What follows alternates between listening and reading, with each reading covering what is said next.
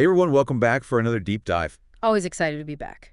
Today we're going to be talking about something that I think a lot of people will find pretty surprising. Oh, yeah. The link between giving, taking, and success. Yeah. Yeah, definitely. And we're going to be looking at Adam Grant's book, Give and Take. Great book. So we're going to try to figure out, how can generosity actually lead to success? Right. But also, what are some of the things you need to watch out for? Yeah, because there are some... What are the pitfalls? Yeah, right? yeah. And just to give you a little taste of what we're going to be getting into, Okay. we're going to talk about a venture capitalist who lost a deal Oh, wow. because he was too nice, Really? and then someone who achieved amazing career success Okay. by volunteering more, Interesting. and even a lawyer who uses his stutter to his advantage in the courtroom. That's fascinating. I mean, it really challenges that old adage that nice guys finish last, right? Totally. Yeah. Grant's research kind of flips that on its head. Yeah. Okay, so to give you a little bit of background, Okay. Adam Grant in his book talks about these 3 reciprocity styles. Okay. You've got givers, takers, and matchers. Right. And I think most people can kind of guess what those terms mean. Yeah. But he really goes a lot deeper than just those surface labels. Right. And he even gives this really interesting example of Ken Lay, Oh, Ken Lay. the former Enron CEO. Yeah. Do you remember that whole scandal? Of course, Enron, one of the biggest corporate scandals of all time. Exactly. And Grant describes how I mean, Lay was seen as this incredibly generous guy, really. donating lots of money to charity, charming everyone. Wow, a real giver. But then behind the scenes, Yeah. manipulating the system, profiting while the company went bankrupt. So he was kind of like a taker disguised as a giver? Yeah, like a wolf in sheep's clothing. Exactly. And that raises the question of, like, how do we spot these fakers Yeah. But before it's too late? Not get tricked. Yeah, how do we not get taken advantage of? Yeah. And it's interesting because Grant points out that it's even trickier now Oh, yeah. in our digital age. Right. Like back in the day, your reputation followed you around town. Right, your word of mouth reputation. But now with these online networks, it's so easy to kind of reinvent yourself. It is. You can curate your online persona to make yourself look like whoever you want. Exactly. So what do we do about that? Yeah, what do we do? Well, Grant suggests we can actually use those same networks to our advantage. Oh, okay. So kind of like an online sincerity screening. Oh, okay. So you look at someone's LinkedIn profile, you look at their social media activity. Got it. Are they constantly asking for favors but never seem to give back? Okay. Are their actions consistently about what they can get from others? So it's like a digital detective game. Yeah, exactly. You can be a digital detective. Try to figure out. And look for clues as to what their true colors are. Okay, so we've established that there are benefits to giving. Right.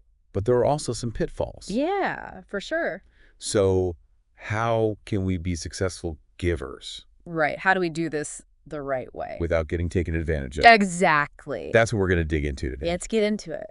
And this is where Grant's research gets really, really interesting. Yeah. Because he doesn't just tell us, be generous. Right. He breaks it down into different areas where givers can really thrive. I like that he gets specific because it's more actionable. Yeah, for sure. Yeah. Like networking, for example. Okay, networking. How does that work? So he tells this really cool story about Adam Rifkin. Adam Rifkin. And he is a software engineer Okay. who was dubbed Fortune's best networker. Wow. Fortune's best network. How impressive. This guy was connected to, like, the founders of Facebook, Wow. Twitter, Napster. That's a name I haven't heard in a while. I know, right? So he was an early adopter of all this stuff. Yeah. And it's not like he was born into some elite circle or anything. Like, he wasn't born with a silver spoon. He built these connections over years Okay. by genuinely helping others. I see. So he was giving back to people, and that's how he built his network. Yeah. And here's the really interesting thing. Okay. Rifkin attributes a lot of his success to something that Grant calls dormant ties. Dormant ties. Yeah. What are those? So these are connections that we've let kind of fade over time. Okay.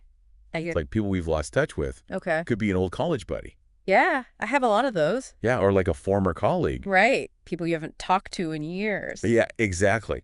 And you know what's really fascinating? What? There's research that shows that these dormant ties Uh-huh. can be incredibly valuable, Really? especially as we get older. Huh.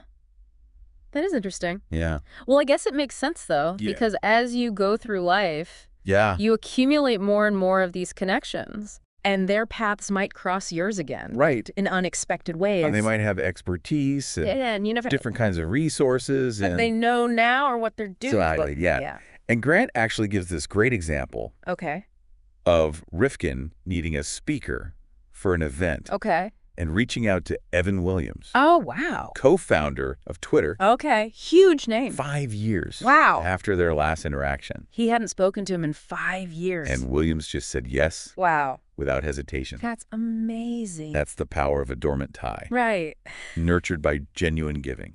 Wow. So the takeaway there is stay in touch. Yeah. Even in small ways, it can pay off big time down the line. Yeah. And don't underestimate those old connections. Absolutely. All right. So moving beyond networking. Let's talk about collaboration. All right. I'm interested in that one. So Grant contrasts these two very different approaches. Using Frank Lloyd Wright. Oh, the famous architect. Yeah. Yes, the famous architect. Yeah. And George Meyer. Not familiar with them. He was a writer for The Simpsons. Oh, The Simpsons. Got it. Yeah. So, two brilliant minds. But totally different styles. So how did their collaboration styles differ? So Wright was all about his ego. Like he was convinced that his genius could only thrive in isolation. Oh, the lone genius. Yeah. But Meyer, on the other hand, was a master collaborator. Oh, wow. Always putting the team first. And he even took on these less glamorous tasks. Like revising scripts. Oh, wow. So the things that nobody really wants to do. Yeah. He just... grunt work. Yeah. He wanted the show to succeed. That's great. So he was a true giver in that sense. Yeah. And guess what? What? Research actually shows that groups with more giving members, like Meyer, actually perform better on average. That's interesting because you think that maybe they would be taken advantage of, but actually they end up making the whole group better. It's like that whole rising tide lifts all boats idea. Right. So collaboration isn't about sacrificing your own success to help others. I see. It's about creating an environment where everyone can thrive. Yeah. So everybody wins. Exactly. So what's the main takeaway here for our listeners? I think the big takeaway is that being a giver in a collaborative setting doesn't mean becoming a doormat. Right. It's about figuring out how to contribute in a way that elevates the entire team. I like that. Which ultimately benefits everyone. Including yourself. Including you, exactly. Okay, so let's shift gears a little bit. Where are we going now? Let's talk about recognizing and developing talent. That's an important one. Grant introduces us to C.J. Skender. C.J. Skender, all right. Who is an accounting professor.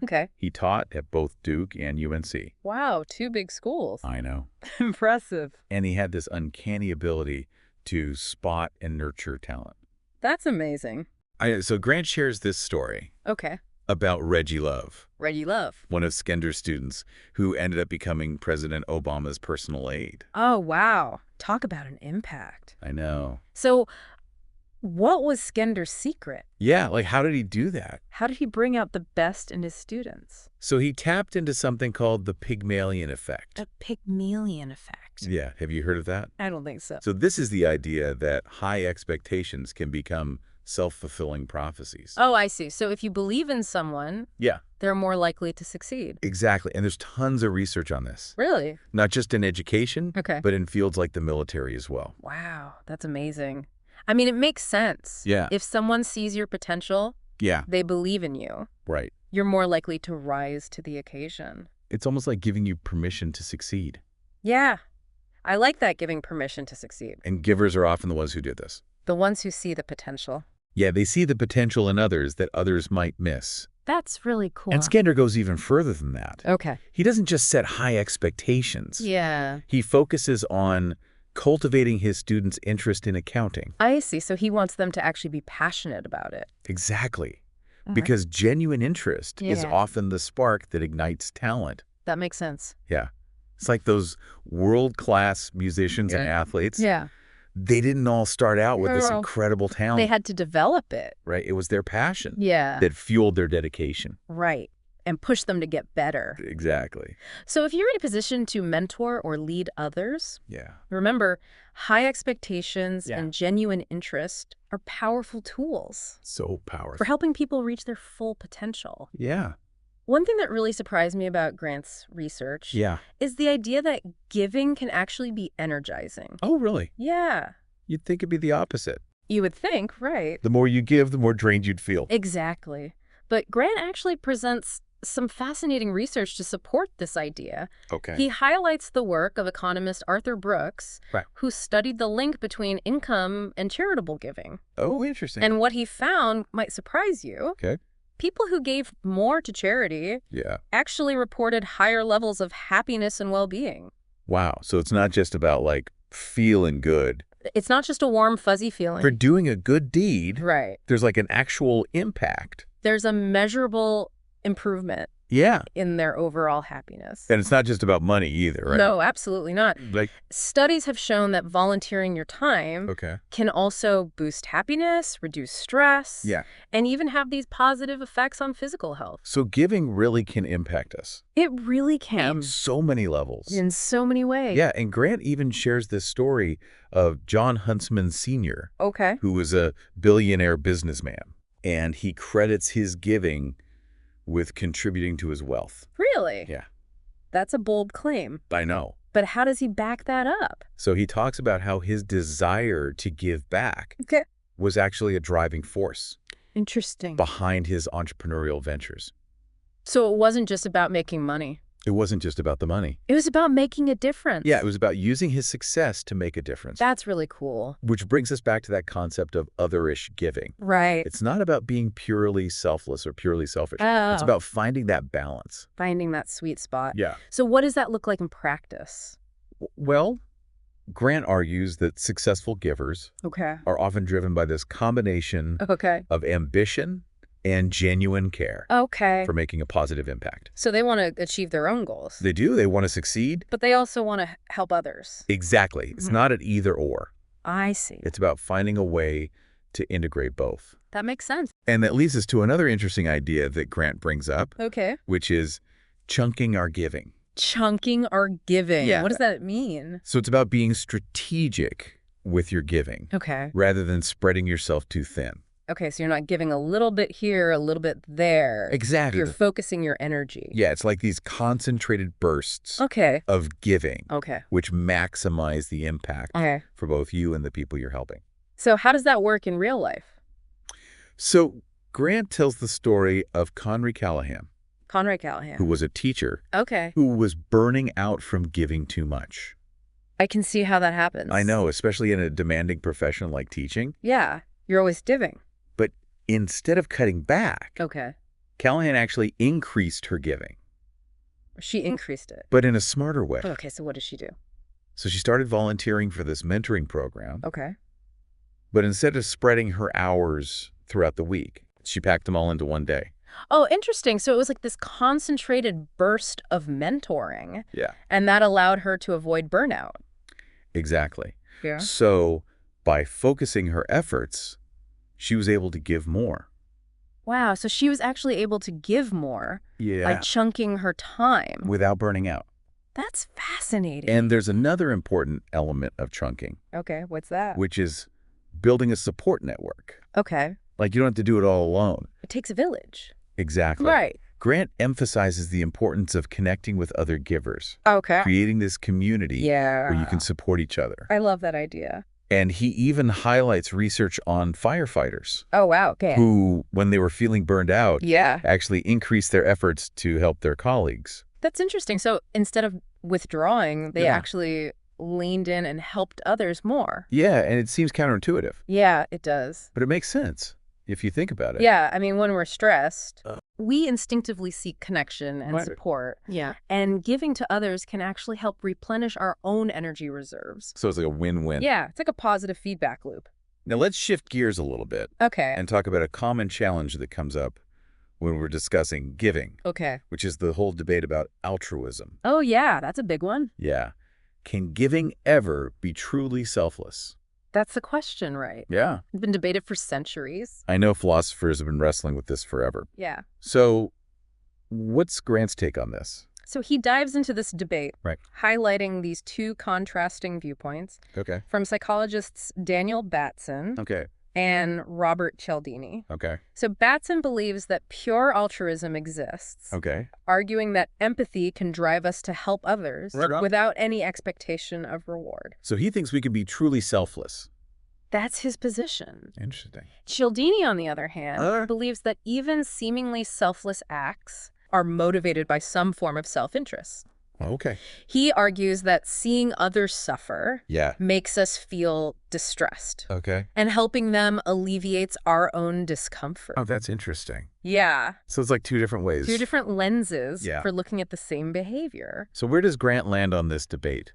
Well, he doesn't really take sides. Okay. He acknowledges the complexity of human motivation. Yeah, it's not so black and white. Right. It's not a simple answer. Yeah. And he presents both perspectives. Okay. He even shares the story of Duran Beal, who's the founder of FreeCycle. Oh, yeah, FreeCycle, where you give away stuff for free. Exactly. Yeah. And Beal initially gave away items for selfish reasons. Really? Just to get rid of clutter. Okay. But over time, he found himself increasingly motivated by the joy of helping others. So even if our initial motives are mixed, right, the act of giving can actually shift our perspective. Exactly. It can change us. It's like we might start giving for selfish reasons. Right. But as we experience that positive impact, we become more genuinely motivated to help. It's like a virtuous cycle. It is. Giving begets more giving.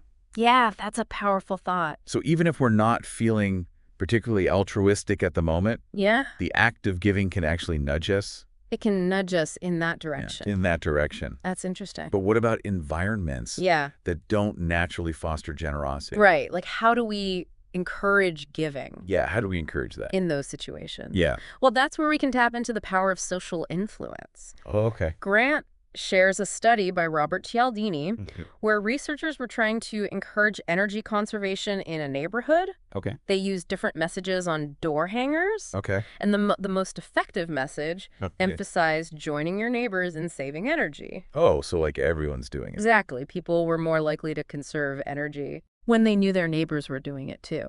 It's like peer pressure.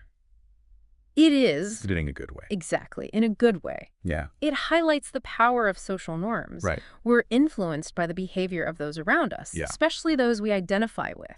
That makes sense. So if we want to create a culture of giving, we need to make it visible and highlight the positive impact it's having. So lead by example. Exactly. And make it contagious. Make it spread. Yeah. Celebrate examples of giving. Share stories of its impact and create a sense of community around generosity. Remember the reciprocity ring we talked about earlier? Oh, yeah. That's a great example. Where people come together, share requests, offer help. It's a structured way to make giving more public and encourage participation. Yeah. And research shows that even those who lean towards taking are more likely to give in a reciprocity ring because they know their peers are watching. It's like they're being held accountable. Exactly. For their generosity. Yeah. Or lack thereof. Right. So as we kind of wrap up this part of our deep dive, let's address a question that's been kind of lurking in the background here. Okay. Can instrumental giving, which is giving with the intention of getting something in return, can that be truly successful? That's a tricky one. It is. It kind of blurs the lines between genuine generosity and this calculated reciprocity. Yeah, like, is it really giving if you're expecting something back? Exactly. Yeah. So Grant acknowledges that there can be benefits to instrumental giving. Okay. It can strengthen relationships, boost your reputation, and ultimately lead to personal gain. So in a way, it can be a win-win. It can. Yeah. But he also cautions against being too strategic or calculating with your giving. Okay. Because if your motives are perceived as self-serving, it can backfire. People can sense that. They can, when someone's being insincere. Yeah, you can't fool people forever. Right, exactly. So that brings us to this crucial distinction between being a giver and being seen as a giver. Well, that's a good one. It's not enough to just go through the motions. Yeah. You need to cultivate a genuine spirit of generosity. Because ultimately, our actions reveal our true intentions. They do. Yeah, you can't fake sincerity forever. No, you can't. So what's the big takeaway here? Ask yourself, can you achieve lasting success by simply mimicking the actions of givers without embracing their underlying values? Oh, that's a good question. It's something to think about. Yeah. true giving goes beyond the transaction. Right. It's about a fundamental belief in the power of contribution. Okay. And a commitment to making a positive difference. It's a mindset. It is. That we can all cultivate. We can. Regardless of our natural tendencies. Because ultimately, we all benefit from a world where giving thrives. You know, as we've been talking about all this stuff about give and take, I've been thinking about my own approach to giving. Right. And I've realized, like, I've definitely fallen into that selfless giver trap before. Yeah. You know, just burning myself out, trying to do too much for everyone. Yeah. I think that's a really common experience. Yeah. Especially for people who naturally gravitate toward helping others. Yeah. You know, we want to say yes to every request. Every request. Even if it means sacrificing our own well-being. Yeah. Right. And Grant's book has really opened my eyes to the importance of setting boundaries. Yeah. And being more strategic with my giving. Right. I love that term he uses. What is it? Otherish giving. Otherish giving. It's just such a good way to capture that balance between generosity and self-care. It's a good reminder that we can't pour from an empty cup. Right. We have to take care of ourselves. Yeah. To be able to give. If we want to give sustainably, we got to avoid burnout. Exactly. And, you know, that leads me to another point Grant makes. Yeah. That really resonated with me.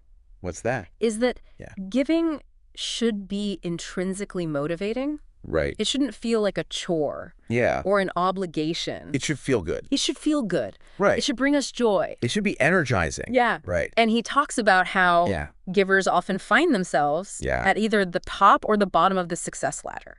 That's interesting. Yeah. So how does that work? And one of the key factors is whether their giving energizes them or depletes them. Oh, I see. So it's about how you give. Yeah. Not just how much. Right. And so the most successful givers are the ones who figure out how to make giving a source of renewal. Yeah. Not exhaustion. Not exhaustion. That's a great way to put it. And, you know, I think it's easy to get caught up in like the grand gestures of giving. Right. But one of the biggest takeaways for me from this book is that giving isn't just about these like heroic acts or major sacrifices. Yeah. It's about the small, everyday choices we make. The little things. Yeah. You know, like the 5-minute favors. Right. The willingness to listen. Just being there for someone. Yeah. Yeah. You know, showing genuine interest in others. Absolutely. These little things can have a ripple effect. They really can. Yeah. And they create this culture of generosity. It's like that saying, be kind for everyone you meet is fighting a hard battle. Yeah, we never know what someone else is going through. We don't. And a small act of kindness can make a world of difference. And Grant even challenges us to think about how we can create a love machine. A love machine. In our own lives and workplaces. Interesting. What's a love machine?